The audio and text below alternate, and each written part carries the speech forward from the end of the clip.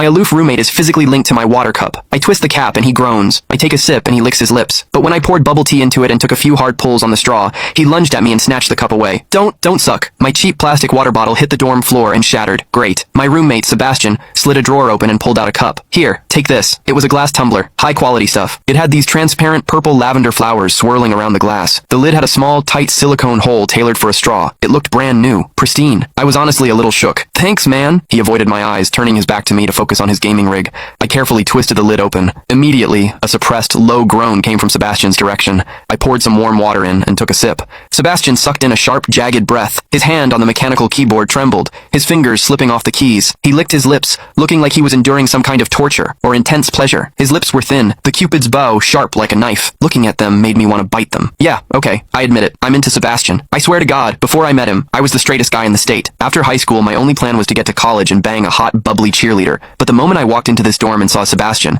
that plan went out the window. 4 years of college and he's the only one I want to mess around with. But I couldn't tell him. No way. I was terrified that if I spilled my guts, we wouldn't even be friends anymore. Because Sebastian is straight. Like, painfully straight. Only 2 weeks ago, he turned down a senior, a varsity swimmer, total stud, who asked him out. After that, Sebastian came back to the room and sat at his desk with a face like thunder for hours. The guy must be a raging homophobe. Maybe it was because the cup was a gift from my crush, but that warm water tasted sweeter than usual. It had a weirdly good aftertaste. I grabbed a straw from my desk and shoved it deep into the hole on the lid. The second I did, a strangled moan ripped out of Sebastian's throat. He bolted up and sprinted into the bathroom. Weird. We were just gaming. Why the hell did he suddenly need a shower? He didn't even grab a change of clothes or a towel. My hearing has always been too good for my own good. Through the thin bathroom door, I heard whimpery, muffled sounds. Soft, hot, suppressed. As a dude, I knew exactly what that sound was. He was jerking off. When I get horny, I usually wait until lights out and hide under the covers like a rat. But Sebastian, it's the middle of the damn day and he just goes for it? Talk about high testosterone. Sebastian is gorgeous. He's got that cold, don't touch me vibe, but his eyes are sharp, almost like a fox. He looks like a priest who's secretly a sinner, tempting as hell. I've heard people say his smile is killer,